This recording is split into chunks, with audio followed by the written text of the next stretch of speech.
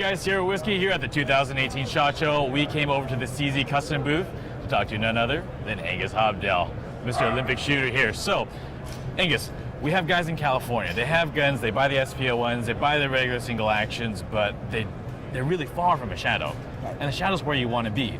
And I know that you're the guy to get them there. So what can they do? What parts can they buy from you to turn their regular single actions or SPO1s or double actions into feeling like a shadow? What can they do? Well, part of the problem with the SPO1 is that it has firing pin blocks in it.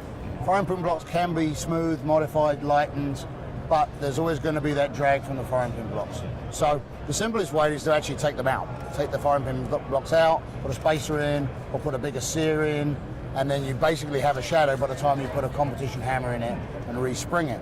But the USPSA won't allow you to take out firing pin blocks. Okay.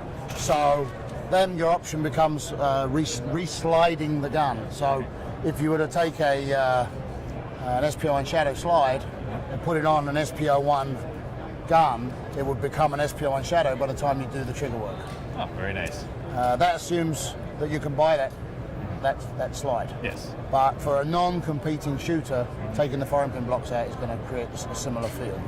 Call him. Make sure you get one. It's definitely worth it. Now, what kind of improved trigger feel can they expect when they make that modification? Well, what's a feel that they're going to get that improvement on? Well, what happens is that the firing pin blocks in the gun have to lift before the hammer falls. So any resistance on those firing pin blocks is going to create a mushy feeling in the front of the trigger. When you lose the firing pin blocks or you change the slide out, you get a much crisper let off on the trigger because there's nothing hindering the trigger. Yes. Now, besides that, is there a way to shorten that reset also? Do you have a product in your line that when you release it for that reset, not only does the shadow take away that pre-travel, which is, am I correct in saying that? Yeah, since we basically, everything we do now gets a short reset in it. Okay. So I almost forget about short reset because it's like every gun we build gets short reset. So, nice. And we actually have over there on the compact guns, we have short reach as well as short reset. So this is a short reach trigger. It's already set back. I'm not even sure that we have a non-short reach trigger here. I think everything we have now is short reach. I don't think we do anything now which isn't short reach. Okay. So I can't even show you a real reset. Okay. It's all short reach. Well, you know what? You can definitely call them. The reps over there, Rob, Stuart, they can take care of you. They know all the ins and outs. Very, very seasoned guys, all right? So have any problems, any questions, you can always contact them there. But what am I holding here, Angus? What is this? I mean, this is a work of beauty here. Well, you know, we many years ago we created the bushing guns, and the original bushing guns were a screw-in bushing. These are now a 1911 style bushing, a quarter turn, much easier to take in and out. So with the advent of this, we decided that we really wanted to make something with a bull barrel. So what we did was we designed our own slide and our own barrel. So the barrel comes out the front. It's a full cone barrel with a point lockup, thicker guide rod, and a new style 5-inch slide. So this is actually a 5-inch gun. Wow, very nice. Now can I feel the trigger on this and feel the slide and feel the action on this? Right. Yeah, got the tag behind the tag? The silly tag. All right, let's get a feel for this gun. Wow. You've done a fantastic job. So in a CZ hammer hooks are negative. So the hammer will cam back when you lift the sear. So if you look at any of the CZ guns, factory guns, you'll notice that as you pull the trigger slowly, the hammer will cam back slightly.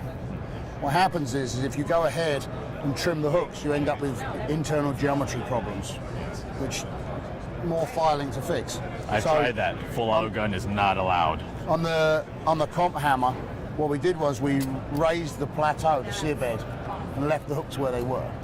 So the hooks are still negative, but there's so little hook there now that you really can't see the hammer go back before it goes forward. But that's what you will see. You will actually see, if you could see it in really minute detail, you would see the hammer just raise back a little and then go forward. So which means the negative hooks give it a very positive trigger, but it is also still very safe. Oh, well, that's amazing. Well, you definitely have the technical background and the knowledge and experience to do this and do it safely for everyone. So where can everyone go to get more information on the product? What's a website that you have that will allow them to get that? We're at czcustom.com. Just out of interest though, you know, for all the guys out there who have other CZ guns, 75s, this upper can retrofit onto all those guns. So this actual gun, the base gun here is a CZ75 SA, and I know that the 75 SA is still on the roster. Yes. Well, so I believe.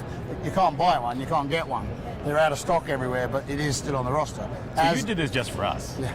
You did, right? Yeah, absolutely. Made me feel better. Just made me feel better by saying yes. Yeah. We've got to look after our brothers in California. Yes. So this is a SA frame with a beaver tail. This is a short frame.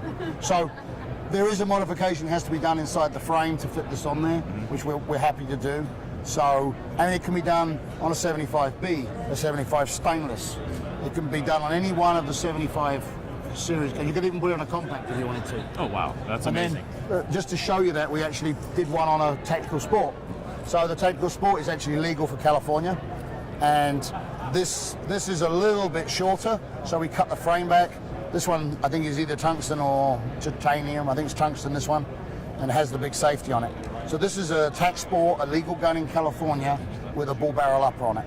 Now you're also doing Cerakote in-house now, correct? We do not do Cerakote. Oh, you don't do Cerakote. Okay, but you have the options to do Cerakote? We do factory finish polycoat. Okay. This is the same finish that the factory uses in the Czech Republic. All of these guns are refinished in that. We do not use Cerakote. Ah, okay. Well, that's good to know. Great. Okay. All right, you guys, you heard it here.